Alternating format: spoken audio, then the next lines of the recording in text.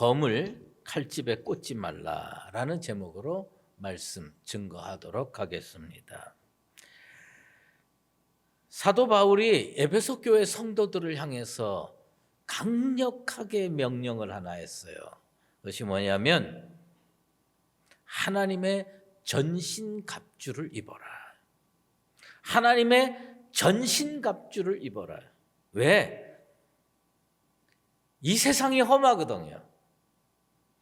이 험한 세상에서 믿음 생활 제대로 하려면 이 성령의 전신갑주, 하나님의 전신갑주를 입지 않고서는 이겨낼 수가 없는 거예요.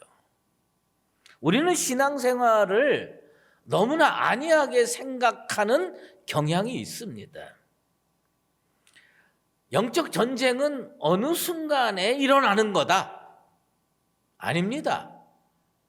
영적 전쟁은 우리가 예수를 믿는 순간부터 저 천국에 들어가는 그 순간까지 단 한순간도 그치지 아니하고 계속되는 겁니다. 그러므로 이 영적 전쟁을 승리하기를 원하면 우리는 무엇을 입고 살아야 되느냐? 성령의 전신갑주, 하나님의 전신갑주를 입어야 이 험한 세상에서 믿음으로 승리할 수가 있습니다. 귀찮다고 힘들다고 벗어 던지면 그 원수들의 불화살을 맞고 쓰러지고 넘어지고 낭패할 수가 있습니다. 우리나라 임진왜란이 1592년에 일어났죠.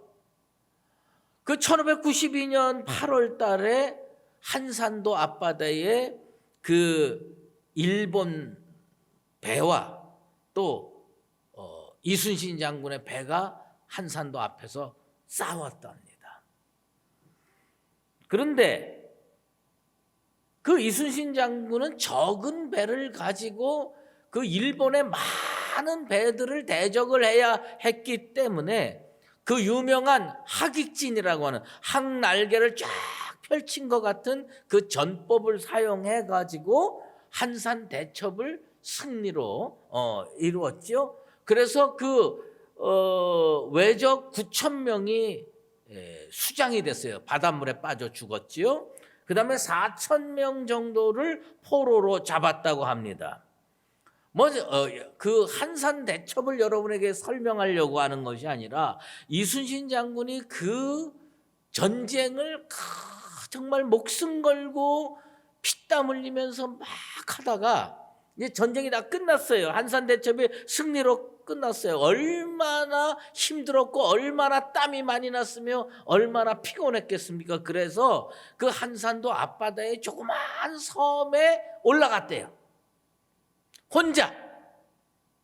이순신 장군이 그 한산도 앞바다의 조그만 섬에 무인도인데 올라가서 거기서 뭐냐면 그래서 사람들 안 보는 데서 잠시 갑옷을 벗고 그리고 땀을 닦고 얼굴을 씻고 그리고 다시 갑옷을 차려입고 아무 일도 없었던 것처럼 그 병사들 앞에 나타났습니다. 그래서 그 무인도 아무도 살지 않는 조그만 섬, 그 섬의 이름이 뭐냐? 해갑도라고 합니다. 이순신 장군이 갑옷을 벗었다. 그래서 해갑도라고 하는 겁니다. 그런데 이순신 장군은 그 해갑도에서 완전히 갑옷을 벗어 던지고 평복을 갈아입고 이제는 안 싸워도 된다 하고 있었던 게 아니라는 겁니다. 잠시 땀을 닦고 잠시 얼굴을 씻고 잠시 손을 씻고 그리고 다시 갑옷을 차려입고 그리고 전쟁터로 돌아왔다는 겁니다. 상당히 많은 크리스천들이 이 험한 세상을 살면서 마치 영적 싸움이 끝난 것처럼 해갑을 하는 사람들이 있어요. 성령의 갑옷을 벗어 던지는 사람들이 있다는 겁니다. 편히 살고 싶지요. 이해는 갑니다. 제가 그 군대 생활할 때에 국가적으로 아주 큰 문제가 있었어요. 그래가지고 저희 부대에 명령이 상급 부대에서 내려왔습니다. 그것은 뭐냐면 한 달 동안 투구 쓰고 군복 다 입고 군화까지 졸라매고 총 옆에다 두고 잠도 그렇게 잘하는 겁니다. 물론 우리가 이 철모는 옆에다가 벗어놓고 그 대신 군화는 못 벗었어요. 그런데 얼마나 불편하고 잠자는 것도 힘들고 어려운지 몰라요. 진짜 이 갑옷, 이 군복 벗어 던지고 빨리 환복하고 편안하게 지내고 싶다라는 마음이 하루에도 12번씩 나는 거예요. 그러나 국가 중대사가 있었으니 어떡합니까? 그걸 잊고 있어야지요. 군인은 그렇게 살아야 되는 겁니다. 여러분들은 누구냐? 그리스도의 군사인 줄로 믿습니다. 그리스도의 군사는 하나님의 전신갑주를 벗는 게 아니에요. 우리가 사는 이 세상이 얼마나 험한지 몰라요. 그런데 나는 영적 전쟁에 관심이 없어. 그리고 성령의 전신갑주, 하나님의 전신갑주를 벗어 던지는 순간 우리들은 원수 마귀의 조롱거리 되고 목표가 되고 먹잇감이 되는 겁니다. 우리는 지금 유다서를 살펴보고 있죠. 사도 유다가 그 시대를 어떻게 인식하고 있었느냐? 왜 그 사람은 이런 글을 썼나? 왜 그는 성령의 영감을 받아가지고 이런 말씀을 썼나? 이것을 생각하려면 그 사람이 그 시대를 어떻게 이해하고 있느냐가 참 중요합니다. 이분이 처음에 어떤 편지를 쓰려고 그랬냐면 아마 초대교회 성도들을 그렇게 다 만나서 성경 공부를 가르치기 어려우니까 구원에 대해서 설명하려고, 구원에 대해서 이렇게 예수 믿어야 되고 이렇게 복음 받아들여야 되고 그것을 쓰려고 생각을 했었습니다. 그런데 막상 붓을 들고 초대교회 성도들에게 편지를 쓰려고 주변을 쭉 살펴보니까 지금 그럴 시기가 아니야. 지금 그렇게 편안하게 몇 명 모아가지고 성경 공부하고 말씀 묵상하고 그런 정도로 편안한 시기가 아니라는 겁니다. 그래서 이 편지 내용을 확 바꾸기로 작정을 했습니다. 그런데 이 사도 유다와 비슷한 시기에 편지를 쓴 사람이 누구냐면 사도 베드로거든요. 그러니까 사도 베드로도 그 시대를 어떻게 인식하고 있었느냐? 사도 베드로가 베드로전서 5장 8절에 이런 말씀을 썼어요. 근신하라, 깨어라. 너희 대적마귀가 우는 사자같이 두루다니며 삼킬 자를 찾나니. 그 시대를 어떻게 생각하냐? 원수 마귀가 성도 한 명 한 명을요 사자가 먹잇감 잡아먹듯이 그냥 으르렁거리고 삼킬 자를 찾고 있는 그런 시점이라고 시대를 인식하고 있었어요. 이 시대가 평안한 시대입니까? 아니면 위급한 시대입니까? 위급한 시대라는 거예요. 매우 위급한 시대라는 거예요. 그것은 사도 베드로가 인식하고 있었고 동일하게 누가 인식하고 있었냐면 사도 유다가 인식하고 있었습니다. 그래서 그런 말씀을 쓴 겁니다. 평안하게 성경 공부나 가르칠 시기가 못 된다 이거예요.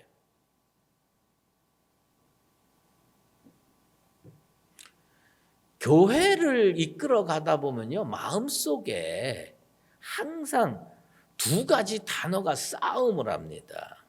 그게 뭐냐? 교회를 성도들이 원하는 쪽으로 가야 되느냐? 아니면 성도들에게 필요한 것을 제공해 주는 교회가 돼야 되느냐? 그런데 이 동일한 요구가 사회가 교회를 향해서 합니다. 이 시대가 요구하는 교회상이 있어요. 이 시대가 요구하는 그리스도인의 상이 있어요. 그들이 원하는 거예요. 예수쟁이는 이렇게 살았으면 좋겠다. 교회는 이런 모습이었으면 좋겠다. 그리고 자기들 마음에 들지 않으면 세상 사람들이 비난을 해대고 돌을 던집니다. 우리는 그것을 뭐라고 표현하느냐? 원트, 요구, 원함 이렇게 표현합니다. 그런데 이 교회가 사회가 요구하는 그 원트에 발을 맞추고 그들 비를 맞추면 어떻게 되느냐? 사회복지기관의 아류로 전락할 가능성이 많습니다.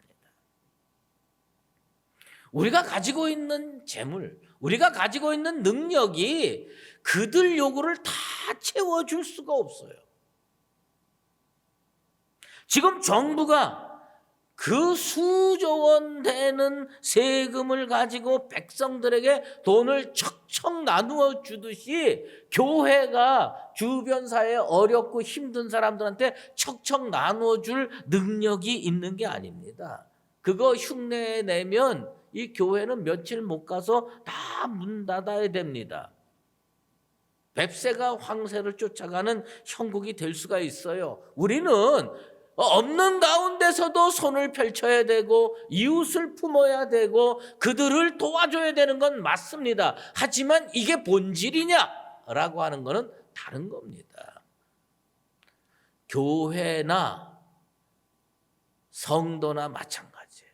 세상을 향해서 또 이웃을 향해서 우리는 그들의 원트, 그들의 원함, 그들의 요구에 발을 맞추기보다는 그들에게 진짜 필요한 게 뭐냐? 그들의 정말 필요한 니드가 뭐냐? 자기들도 알지 못하는 그 니드, 그것 구원, 복음, 예수의 보혈을 그들에게 전해줘야 우리는 본질을 추구하는 교회가 될 수가 있는 겁니다. 이 유다가 뭐라고 얘기했냐면 필요를 느꼈다는 겁니다. 자기가 원하는 게 있었어요. 근데 그거보다 이 시대에 꼭 필요한 거는 이거다라고 하는 것을 붙들고 그들에게 전해줬다고 하는 겁니다. 우리가 이 유다 오늘 말씀에서 매우 중요한 표현을 한 구절을 조금 더 깊이 생각해 보려고 하는데 그게 뭐냐면 가만히 들어온 사람 몇이 있었다는 겁니다. 가만히 들어온 사람 몇이 있었다는 거예요. 이게 가만히 들어왔다는 게 그 헬라어로 파레이세 뒷산이라는 동사를 쓰는데 이건 뭐냐면요. 비밀스럽게 살짝 미끄러져 들어왔다는 겁니다. 교회에 어떻게 들어왔느냐?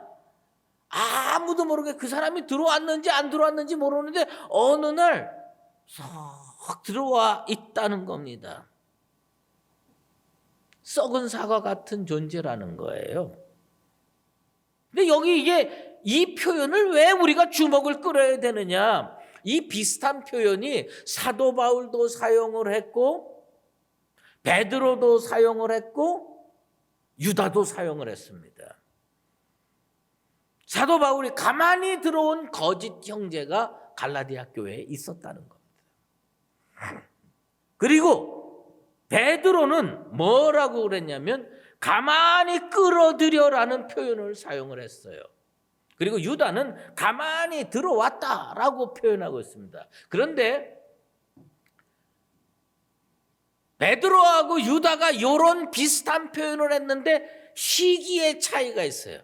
베드로가 먼저 성경을 썼죠. 베드로가 AD 67년에 베드로 후서를 썼어요. 그때 가만히 끌어들여라는 동사를 죄송합니다. 너무 어렵게 얘기를 해서 뭐냐? 미래 시제를 썼어요. 교회 안에 나쁜 사람이 곧 들어올 것 같다. 가만히 몰래 들어올 것 같다. 그런데 유다가 이 성경을 쓴 것은 정확하게 연도를 딱 특정하기는 어렵지만 AD 70년에서 AD 80년경이에요. 그러니까 딱 중간으로 잡으면 AD 75년경입니다. 그러니까 뭐냐면 베드로가 미래 시제로 얘기를 했어요.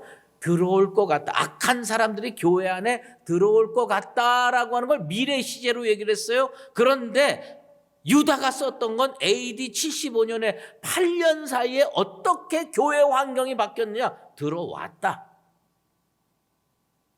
들어올 것 같다라고 얘기를 했는데 8년 만에 들어왔다라는 겁니다. 제가 이 말씀을 읽으면서 오늘날 교회와 똑같지 않을까?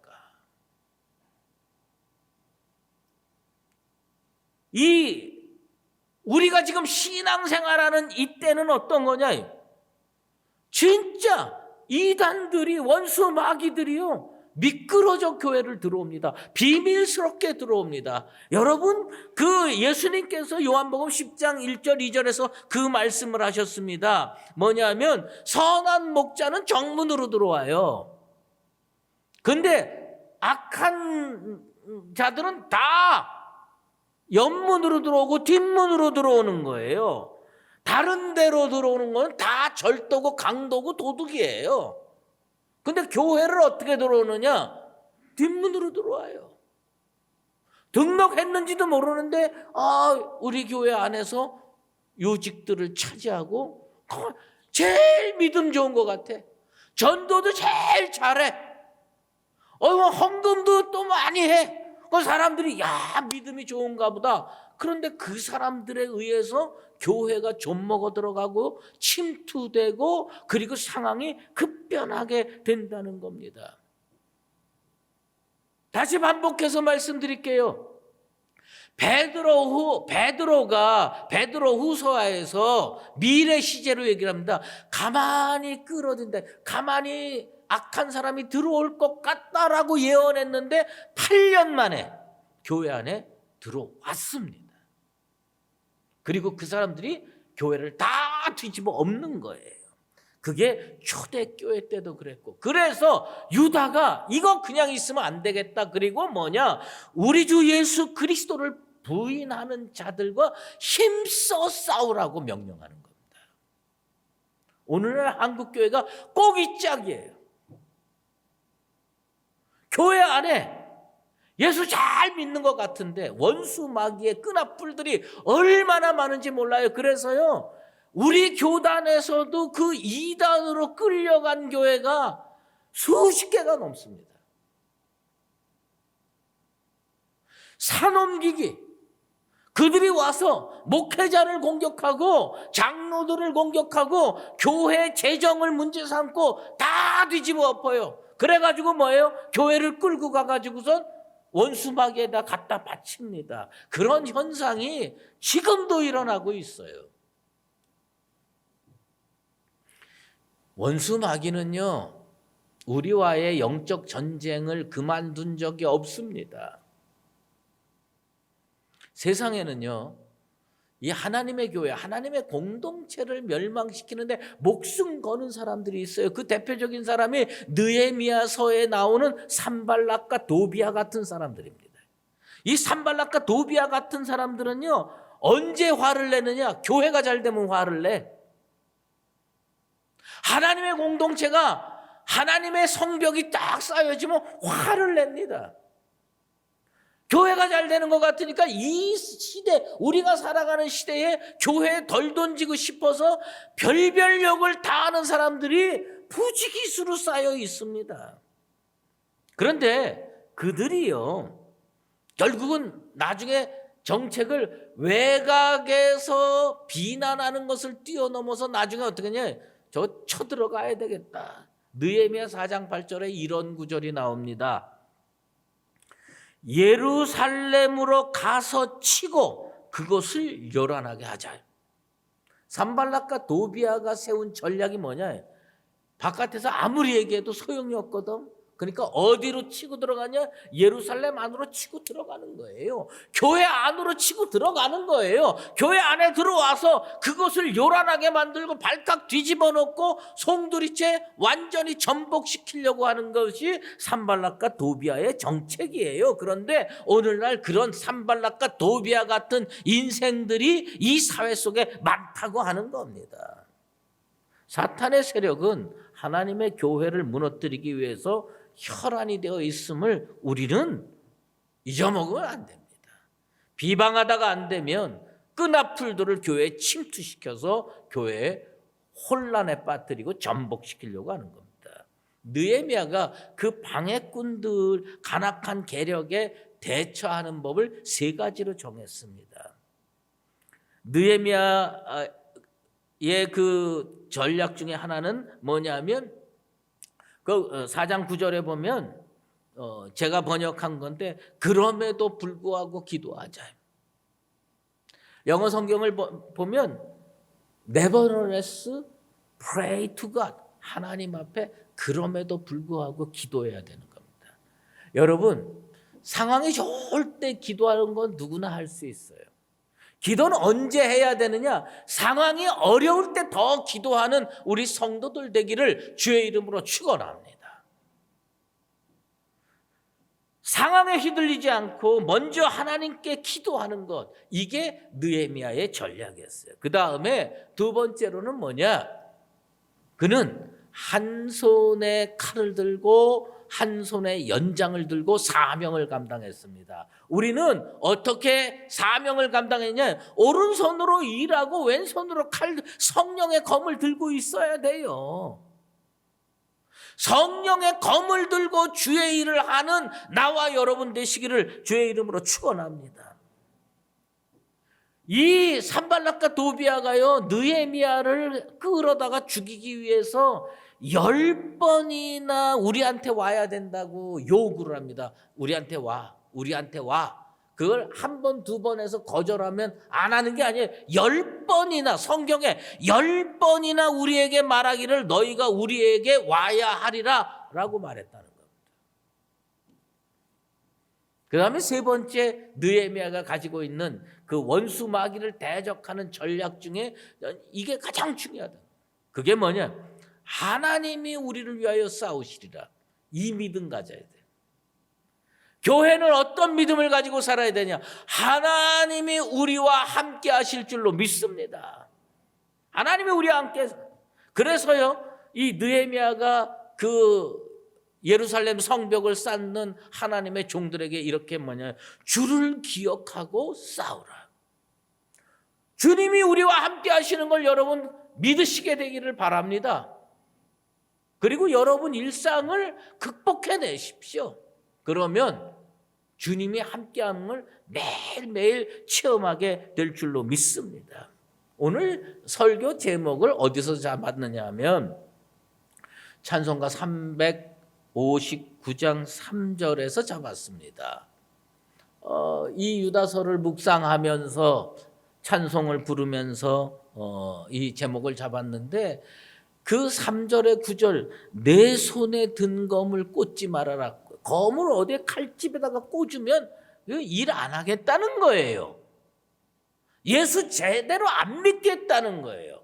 그러니까 검은 들라고 있는 거예요. 이걸 가지고 싸워야 되는데 칼집에 넣으면 지금 싸움이 없다는 겁니다. 갑옷을 벗어던지지 말고 검을 칼집에 꼽지 말라. 이런 의미로 오늘 제목을 잡았습니다. 찬송가 359장 3절입니다. 너 가는 길을 모두 가기 전에 내 손에 든 검을 꽂지 말아라. 저 마귀 흉계 모두 깨뜨리고 끝까지 잘 싸워 이겨라. 앞으로 전성을 향해 나가세. 전성문만 바라고 나가세. 모든 전사 너희를 영접하러 문 앞에 기다려 서 있네. 할렐루야. 여러분, 우리는요 자기 손을 봐야 돼요. 자기 손을 보는데 여기에 뭐가 들려 있는가?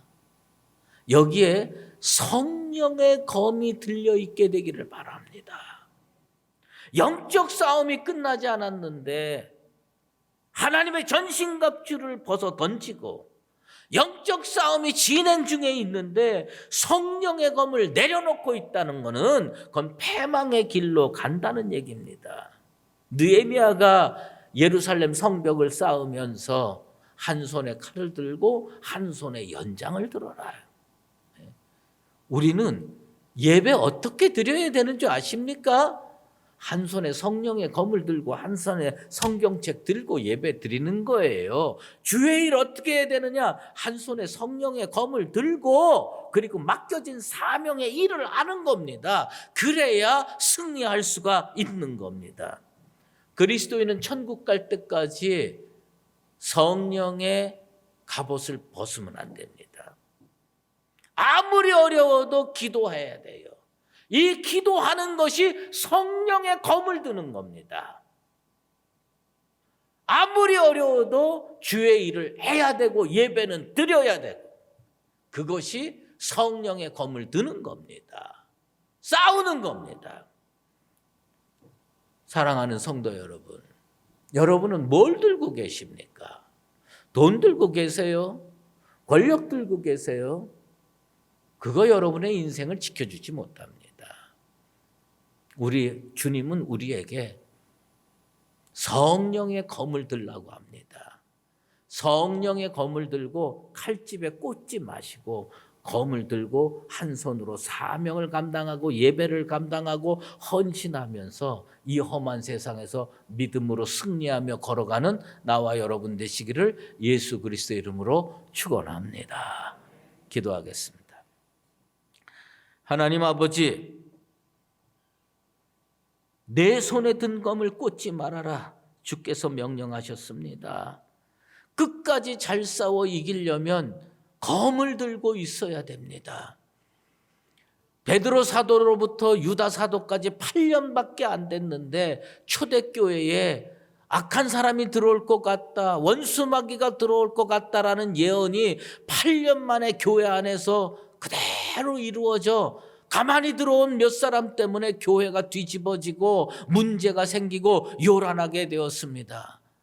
과거의 일이 아니라 오늘의 일인 줄 깨닫고 이 영적 전쟁이 치열하게 일어나고 있는 이 시대를 살아가는 그리스도인들이 성령의 검을 들고 예배를 드리고 성령의 검을 들고 사명을 감당하며 성령의 검을 들고 연장을 들고 나아가는 믿음의 사람들 되게 도와 주시옵소서. 예수 그리스도의 이름으로 기도드리옵나이다.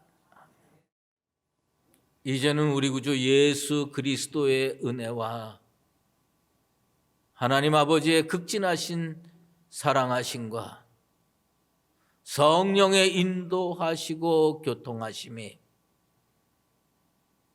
세월이 악한 이 시대를 살면서 성령의 검을 높이 들고 임마누엘 되신 주님께서 우리와 함께 하신다는 믿음을 가지고 험한 세상에서 믿음으로 승리하며 살기를 작정하는 사랑하는 수의제일교회 모든 믿음의 권속들과 주의 피값으로 사신 이 교회 위에 이제로 영원히 함께 계시옵기를 간절히 축원하옵나이다. 아멘.